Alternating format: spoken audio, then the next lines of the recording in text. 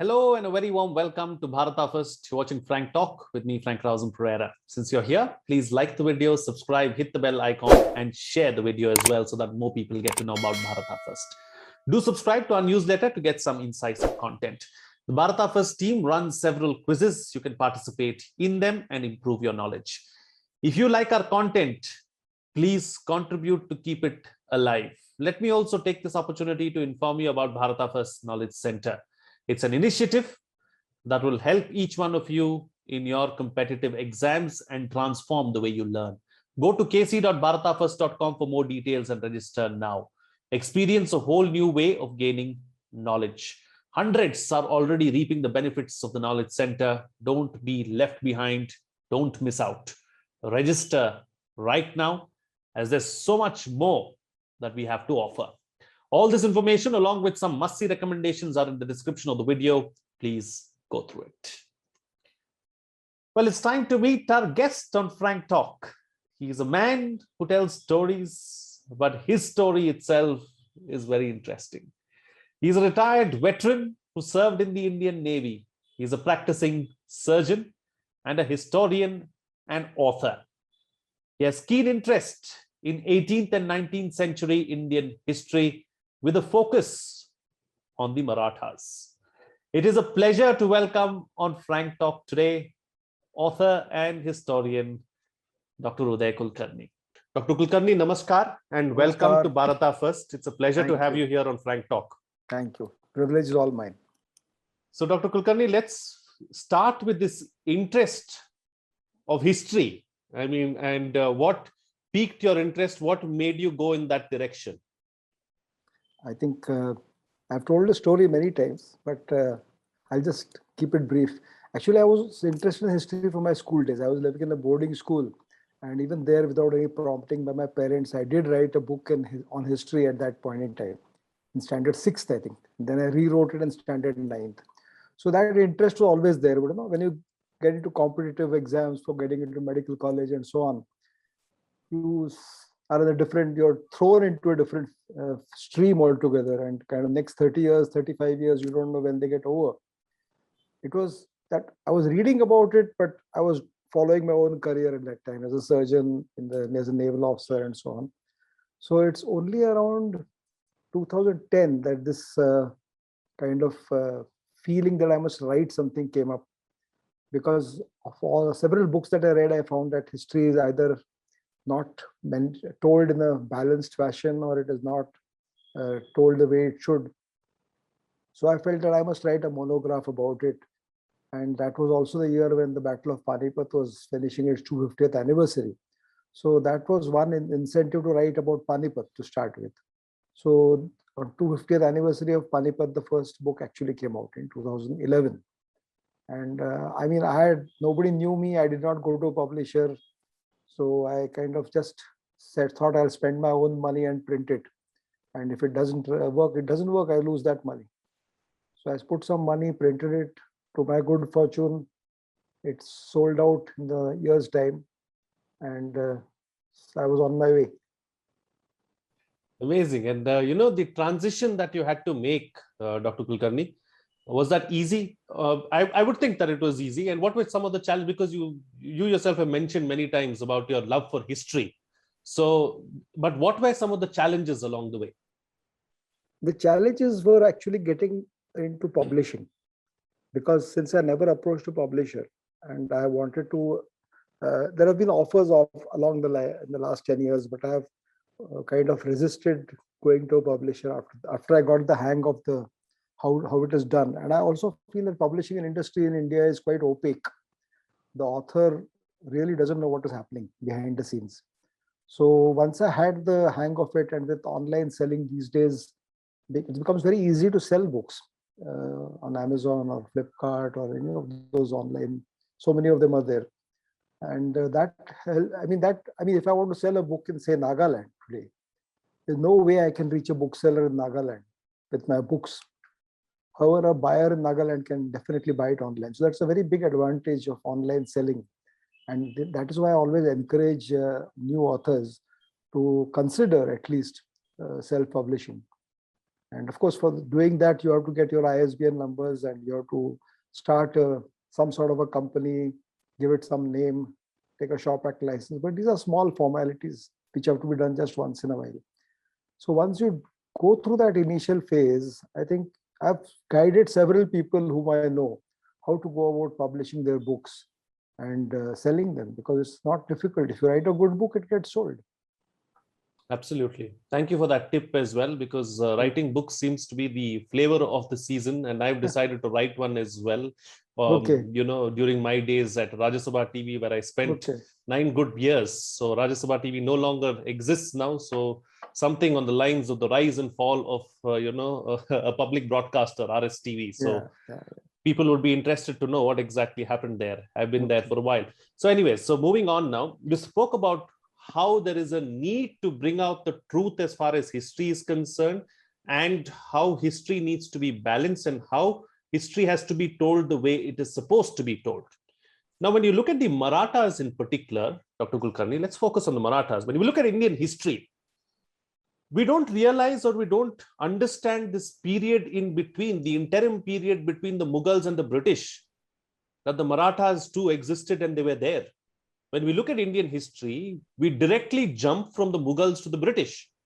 Why is that so?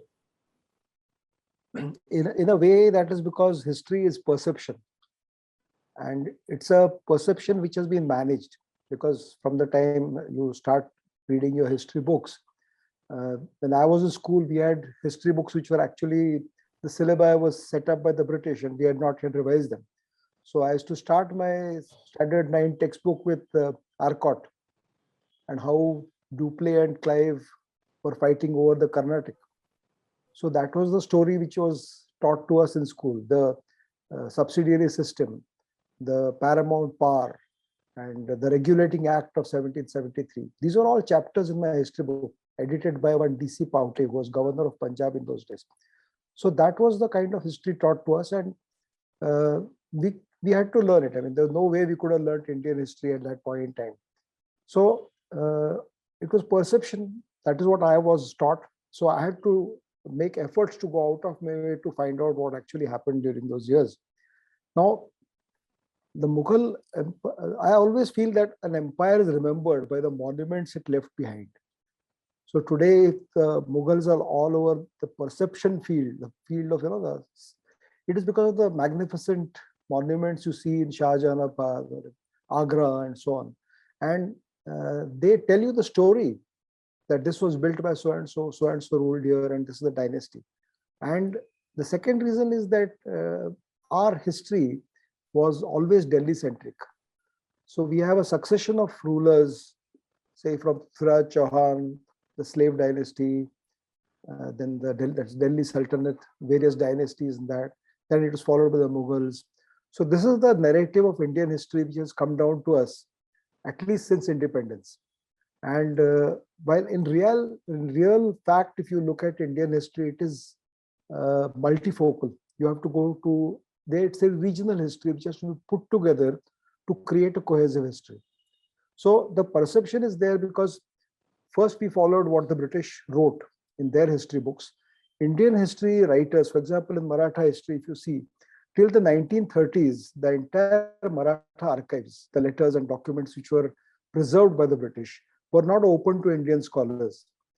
Sir Yadunath Sarkar had to intervene with the government to permit access to some scholars and get the documents from there. So the first letters from the government archives were published in the 1930s. What was published before that was basically from the documents available with various families in various villages, and from 19th century onwards, several scholars went from door to door asking that please give us your old family documents and we will publish them. So that was the basis of the pyramid. That was the base of the pyramid which became the Maratha history later on. For example, Vasudev Shastri Khare, the Patwardhans of Sangli and Viras, and they have a rich treasure trove which was lying there. And he went there and he published about 15 volumes. Each volume has about 600 pages, which tell you the story from 1740 or 1750 till 1818. From all the letters which came to that was just one family.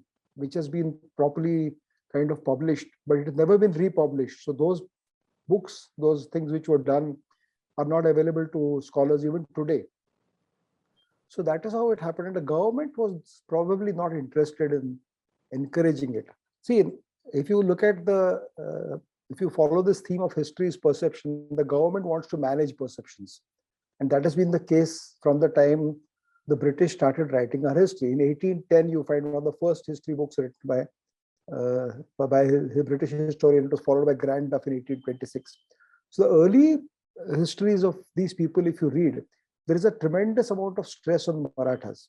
When Grand Duff wrote his 3 volumes of the Marathas, he wrote it because he knew that the British have got their empire from the Marathas, not from the Mughals. The Mughals are a footnote in that entire 3 volumes that he published. It is in 1830s, you find a very startling talk given in England by Colonel Briggs, who later on became a general, where he is told that I have brought a lot of documents of Nana Fadnis back with me, and I want to publish an biography of this man. So he was told that, yes, you publish it by all means, but who's going to buy it? Nobody in England was interested in buying that book at that point. So it was never published at that point in time. Then came 1857, and the entire focus has been on the battle for Delhi. And the capture of Delhi, the loss of Delhi, the recapture of Delhi, and so on. That is what has been the focus of attention, even after 1947. And so that has taken the imagination of the public, the perception has gone in that direction. Absolutely. What happened? So these are the factors which kind of skew your understanding of what happened. Yeah, it's all about perception. Very well. I mean, that's a new way of looking at it. And thank you for, informing us and taking us through that as well. You spoke about monuments, Dr. Kulkarni, and you spoke about how a great deal of history is remembered as a result of the monuments that are left behind. Let's not forget, there are great monuments with regards to grand Indic structures as well. I mean, if you go to Tamil Nadu, you have the Meenakshi Amman temple, you have the Brihadishwara temple. If you go to North Karnataka, you have the Chalukyas of Badami and everything that they have done with rock temples, Aihole, Pattadakal, and all these places. So, but still, we remember the Mughal monuments and not these grand structures or these grand monuments. I don't remember reading about Rajendra Chola in my school days. Nobody taught me that he built a big temple in Tanjavur, or that there's a kingdom, there's an empire which extended to Southeast Asia at that point in time. I don't think it was taught in schools. I don't know whether it is now taught. So it isn't taught even today, even now. I mean, because my kids and my son and his friends, and I've had a look at some of the syllabus and everything else. They're not taught it. I mean, it's very Delhi centric, like you mentioned. Yeah, yes. Please go ahead. Please go ahead, Dr. Kulkarni. So that is one reason for. That's what I feel is important. I mean, if you want to understand history, though I am writing it based on my sense of angst, brushed under the carpet. That's where I began. But today, like last year, the book which I wrote, I did not restrict myself to the Marathas. I have discussed about 5 or 6 chapters, the rivalry between English and the Carnatic. I have discussed the 5 chapters devoted to the Marathas in Bengal, Clive's arrival there, what led to the Battle of Plassey, what actually happened there. Next book I'm writing, I'm devoting a couple of chapters to the Battle of Buxar. So I try to cover a period, but I always try to ensure that the person who was the most important monarch in India at that point in time, he's the prime mover of these the events that happened. So the era of Bajirao is the era of Bajirao because that was the biggest kingdom in India at that point in time, from the Yamuna to the Tungabhadra. If it is the Nanasaheb Peshwa who comes in the next 21 years, it is because in India from Peshawar to the Kaveri and from Gujarat to Bengal, the Marathas were there. I mean, you can't study the 18th century of any part of India without understanding the Maratha history. I mean, either you tiptoe around it, like many authors I know, they tiptoe around it because they don't have access to Maratha documents. They have never been translated into English. So they kind of, either they make mistakes or they just kind of avoid it. That is one strategy for writing history of that period. Yes.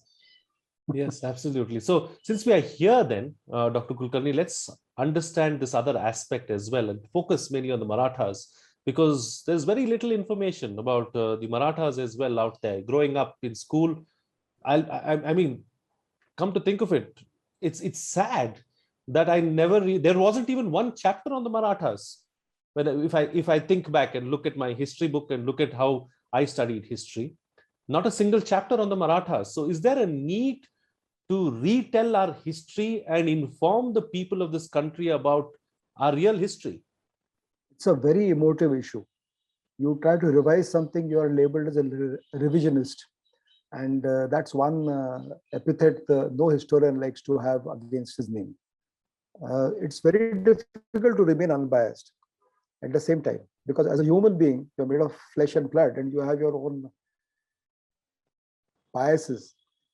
It's impossible to tell history without a bias, because after all, it's a reflection of what you're thinking. That's what it translates into when you start writing. So in fact, before I wrote my first book, I went and met the professor of history in Pune University, and I said, I want to write a book which is unbiased. He said, that's not possible. You can't write an unbiased book on history. So every time you write something, you have to make sure that it is supported by documents. I mean, the German historian Rank, his precepts of history was that if you are writing narrative history, it must be supported by contemporary evidence. It should be evidence-based history. Like you talk of evidence-based medicine, there's evidence-based history. You can't just conjure something out of the air, which several fictional serials which you see today on TV are showing. So if you follow these precepts, you can put forward a point of view. But at any given time, the author has got some bias, because even in selecting the facts, there is bias. So you cannot eliminate it altogether. Suppose I see 10 items before me, I may select only 8 of them, and I might select those 8 based on my perception of what I want to portray in my book.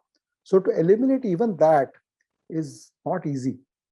So you have to be very conscious at any given time that you don't swing one way or the other. There are always people trying to push you in some direction, and you have to consciously be true to what you're writing and try to present the actually what happened based on the documents. And I try to use documents. I use Mughal documents, I use French documents, I use Portuguese documents, I use Mughal documents, I use Marathi letters. So I use Rajput letters. All these have been used and I use them to support one point that I'm making from different sources. Because this, what you write today is probably going to be referred by somebody else tomorrow. And I cannot make a statement without supporting it by some kind of a reference. So that has to be kept in mind when you write this. So that has been my effort also. But at the same time, as I said, it is perception, and you have to translate that perception into the written word. Absolutely. Absolutely. Dr. Kulkarni, let's talk about the role of the Marathas in shaping India's history.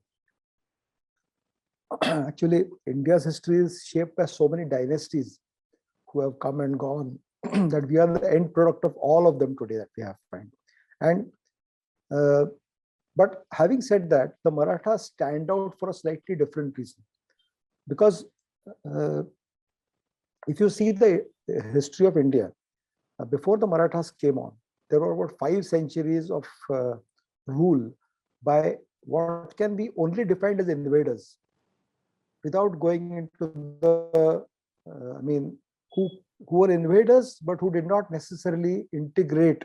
If you see the history of India till the 11th century, and at the end of 11th century, except for the caste-based divisions which you see today and which you cannot get rid of even in the 21st century, you find that by and large, by the 11th century, there was a certain Indian culture which had evolved, and there were Indic people who were part of this subcontinent. And it was a cultural unity. It was not a nation state by itself. But then a new set of invaders came who refused to integrate. And they ruled over the people who were existing there. They militarily defeated them. And in a certain way, there are several references, of how socially there was definitely a discrimination between the ruling class and the others. How in the courts of the emperors, people with Turkic ancestry or Persian ancestry were given accorded higher posts. So there was definitely a second-class citizenship to the indigenous people. And this persisted till the middle of the 17th century, when actually Chhatrapati Shivaji was probably one of the several people who rose in revolt against this arrangement and who was successful. It is not that he was the only one. In fact, if you refer to the Masir-e Alamgiri, which was a court record of Aurangzeb's reign, there were 23 uprisings that took place in his time, of which one of them was the Marathas, and which eventually succeeded in forming its own empire. So there was a lot of angst in the people. They were either economically oppressed, they were oppressed socially, they were oppressed because of their religion. So this was, and that even like a differential taxation system.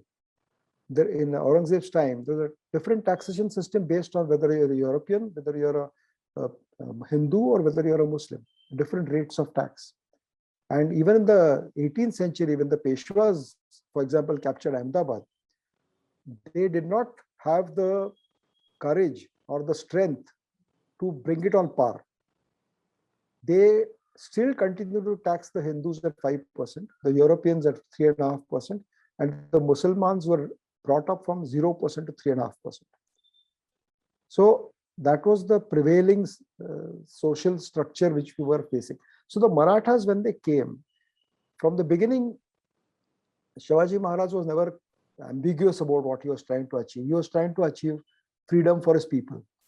At the same time, in the areas that he ruled, he did not discriminate against people on the basis of their faith. There's a document as late as 1761, which was written called a Bakhar of Panipat, which I published. It's an original document which was written a few months after the Battle of Panipat, and which was taken by Charles Mallet, who was a resident in Pune, to England in 1791. So the copy I've got is dated 1st of January 1791. An English date has been used there, in which they have the author writes a paragraph or two about what were Nana Sahib Peshwa's dying advice to his brother Raghunath Rao. And in that one page, he says that nobody should be discriminated based on his religion, and people should be allowed to follow their own faith. So these are some of the points. Even the caste should be allowed to follow their faith. They should be treated equitably and so on. So these ideas were very much there at that point in time. There was no level, there was no discrimination against others. In fact, it was the other way. It was the reassertion of your identity without compromising somebody else's identity. In Vasai, when the Portuguese were defeated by Chimaji Appa in 1739, they were allowed to go out of the fort with their band, with playing their band, taking their women and children with them. In fact, ships were arranged by the Marathas to take them to Goa and to Bombay. When a captain who was defending the fort at Tarapur, Arnala, was killed, his wife and children were honorably taken and handed over to the governor of Vasai. So that was a treatment which was meted out in those days. And it was not that, I mean, a field of battle was a field of battle, but otherwise that discrimination was not there. The Portuguese laid down that when we leave Vasai, you should not disturb the churches which you have built in the city of Vasai. So all those principles were still remembered and followed. So that is what I say, that it was a reassertion of their identity, but it was not an erasure of or a discrimination against other people. Absolutely. And for that reason, I call it the first indigenous empire after 5 centuries of rule by Ionians, or as Yavanas as they were called. And Yavanas or Ionia is after all a place in Turkey. So of the Turkic people. And after the Yavana rule of 5 centuries, it was a reassertion by an indigenous. So first indigenous empire after 5 centuries. At the same time, it was the last indigenous empire before the British took over. So it was that one period of 150 years that today, as a historian, you can look back, because in the 21st century, independent India, anybody, boy who's growing up here, if he wants to have some pride in his history, that is the one period he will have to look at. Absolutely. Absolutely. So let's link these two aspects up and take a couple of questions forward from that perspective. Let's talk about the Marathas and their contribution to ending Mughal rule in India, Dr. Kulkarni. Actually, the Mughal rule was there for a pretty long time. Every empire, as I say, has got a shelf life. You know, third, fourth, fifth generation, as some Nalayak comes on the throne, and he cannot sustain himself. Now here, it was multifactorial. It was not purely the Marathas who extinguished the Mughal rule. For one, the Mughals overstretched themselves. Right from Kandahar or Kabul, they, they went right up to the southernmost tip of India, across the Kaveri, in the time of Aurangzeb, extinguishing the two kingdoms of Golconda and Bijapur, went all the way south. So it was an overstretching. And if you look back in Indian history over the last, say, 1,000, 2,000 years, you'll never find a dynasty that has ruled over India, the entire Indian subcontinent, for more than a decade or two at the most. The second thing is that it was this fanaticism which kind of encouraged this kind of revolts amongst the people. And the third thing was that a certain amount of the people who were fighting for him were tired of war. That motivation is required for fighting a war. So a person who is oppressed will always fight with greater motivation than a person who is doing it as, as a job. So his generals used to keep telling him, let us go back to Delhi. Now we have captured this fort. Let's go back. We have killed their king. Let's go back. So he said, no, I still have something more to do. And finally, from place to place, fort to fort, through forests and rivers, and he kept trampling around the whole place. He used to go capture a fort. And immediately his back was turned, the fort used to change hands and the Marathas used to take it back. So that was what was happening in the last few years. Still around probably last few years of his life, he realized that not only had he emptied the Mughal treasury, but also his children were already in their 60s, and the vitality which is required for an empire to sustain himself was lost. On the other hand, the momentum of the Marathas was such that they were surging forwards. And by 1700, they were already crossing the Narmada. And that momentum carried them northwards, while the Mughals, out of their loss of vitality, they kept shrinking, not to speak of the infighting which happened after every emperor died. Children fought with each other. Hundreds and thousands of people who were killed. The best of generals were killed, like Zulfikar Khan, one of the famous generals which they had, who captured Jinji in 1698. He was finally strangled to death. Their emperors were strangled to death. And the wazirs, gradually the emperors became decadent, the wazirs became decadent. The whole court was just meant for yes men to get whatever they want. Nobody wanted to go to war. So it was a combination of a surging power, which was the Marathas, and a decadent power which had lost its vitality. Both these factors have to be considered when you consider the fall of the Mughals. Absolutely. Let's talk about the fall of the Marathas also, and what led to that. What are the factors that led to the downfall of the Marathas? The basic problem which Indian kingdoms or empires had was that we followed a feudal system. So it was not a man who had merit would be the ruler of your country, of your nation, but because he happens to be somebody's son. And we are still living in that age, I mean, across the political spectrum. So, at any given time, as I said, you can have 4 generations of people who are good and who are able to manage affairs. Richard Temple, one of the historians who in 19th century, while praising the first 4 Peshwas, he says, I cannot find a comparable Hindu dynasty as these first 4 Peshwas, though each of them ruled for a very short time, who can be compared to the great Mughals. For 4 consecutive generations, you had people who were competent coming to the top. But that system, especially when it is based on feudal appointments, somebody from a Sardar dies, his son gives a bakshish or a reward or a peshkash to the court, and he's given the responsibility of carrying forward his father's chieftainship. So that is what happened. The Ashtavinayak, or the 8 ministers of Chhatrapati Shivaji's time, almost 5 or 6 of them fell by the wayside because their children did not have the same competence as they had. In Bajirao's time, you find that the Scindias, the Holkars, they were fresh.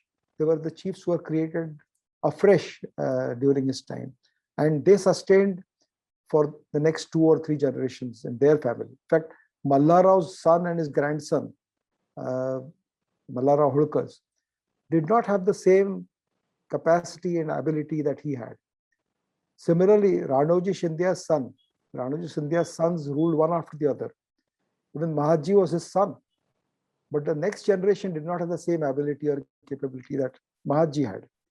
So this, as against that, what you were up against was a corporate power, and which was sending people based on their merit to head a organization in a country like us, and who were reporting back to somebody whose motive was profit.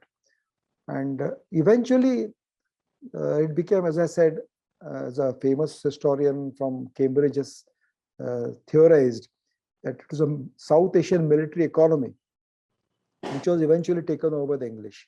People preferred to go and work with them because they got their pay on time, their families were properly looked after, and so on. It was like in India, you work for a multinational company or an Indian company, you don't think twice to go where you get the perks are better. So they went there because the perks were better, and they fought for them without realizing that in the process, eventually you're going to lose your own independence. Absolutely. So very little is known about this. So I would like to talk about this particular aspect as well, Dr. Kulkarni, about the Marathas' contribution to art, culture, literature, and heritage. Actually, the Maratha Renaissance, as I call it, appeared quite late, because if you see the 180 years of the Maratha period, up to the Battle of Panipat, and even 10 years after that, or even 10 years after that, in 1780s, it was constant. They were constantly at war. Either because up to 1760, they were expanding their zone of influence right up to Peshawar and south up to the Kaveri, and the Maratha ditch was built during that time in Calcutta. So they were expanding, and because of that, there's a process. It's only the central core, like the Malwa, Gujarat, Bundelkhand, in parts of Bundelkhand, parts of Maharashtra, which were relatively stable. And here you find that in the period of Nanasaheb Peshwa after 1740, because this was a man who was a man of refined tastes, and he had the leisure to kind of build a water supply system for Pune, for example, to lay out gardens, or to build temples on hills, so on and so forth, build beautiful palaces, though they were made of wood, call people from Jaipur, artists who were coming down to Pune and drawing pictures of people there and scenes and so on. So all this was going on, and it was only after 1790 that they had a period of relative peace. So that was a period when you find James Wales comes down to Pune, and he describes how the minister, as he calls Nana Fadnis, is fond of beautiful pictures. He tries to get artists. There's a famous artist called Nidha Mal in Delhi, who later on went to Lucknow. He tells his agent in Delhi, please get pictures drawn by Nidha Mal to Pune. They commissioned James Wales. In fact, the picture which you see behind me is a replica of a James Wales painting of the Peshwa and Nana Fadnis. So these kind of, it was a poetry started coming into courts. Poets were rewarded at that point in time. And the maximum poetry of the Maratha period you find was written during the time of the last Peshwa, Bajirao II. And it was mostly poetry of a amorous kind. Or it was based, or it was povadas. Povadas are kind of ballads to the great heroes, and the king was kind of the ruler was eulogized in those poems, and the poet was obviously rewarded by some means or the other. So that was because there was a period of relative peace in the 1790s. But too soon, all this got over because the British took over. The wooden palaces, at least 3 of the palaces which were built in Pune, were burned down by various fires which took place. The Shaniwarwada itself is just a shell with a wall remaining around it. The inner buildings are all destroyed. So the forts are there. Now today what you see of the forts are relics, because the British made determined efforts to destroy the forts. After 1818, they did not want the forts to be used by anybody who wants to lead an uprising against the Marathas, against them. So they systematically destroyed the forts. After the 1857 uprising, once again you find there are documents in London which, for example, the fort of Miraj in South Maharashtra. there is a letter which, a picture which is drawn, the Bombay sappers, who the engineers who came to Neerj, and they drew a picture that if the bastion from this point to this point is destroyed, this fort will become indefensible. And the sappers came and destroyed that part of the wall, the gate and the two bastions. So that fort could never be used for defensive purposes by somebody who rises up against the British. So what you see of the fort today are completely, they are blown up by cannons. And that was one Maratha architecture which was built, which was destroyed. So, and anyway, they are tucked away out of sight. So unless you really make an effort to climb the hill and see it, you can't see that. So they are out of sight and people really don't know what's happening. And today you find that these old palaces are either falling apart. Municipal corporations are passing laws that this is becoming a traffic nuisance. In a city like Aurangabad, which was a completely walled city, one by one the corporation there is demolishing their archways, the darwazas of that city, because they are forming a hindrance to traffic. So that unless that sense of preserving your heritage and built heritage is there, you're going to keep losing these parts. It's unfortunate. Let's hope that something happens and better selves prevails sooner rather than later, and we can actually preserve some of these built heritage monuments that we have. Not just monuments, but even, you know, smaller aspects or finer aspects, and they tell a story of a period or an era that has gone by. Dr. Kulkarni, a pleasure having you here on Frank Talk. Thank you so much for joining me on the program. And it was a wonderful conversation about Indian history and the Marathas.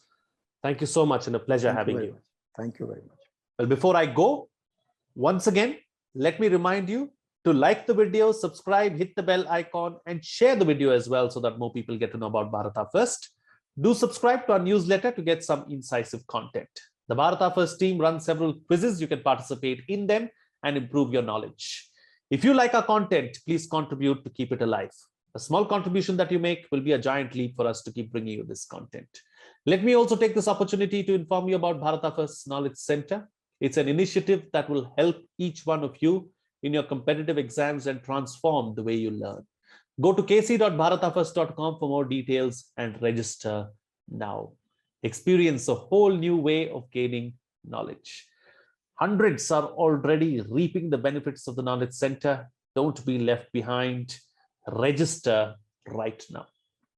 There's so much more that we have to offer. All this information along with some must-see recommendations are in the description of the video. Please go through it. That's it from me. See you again next time.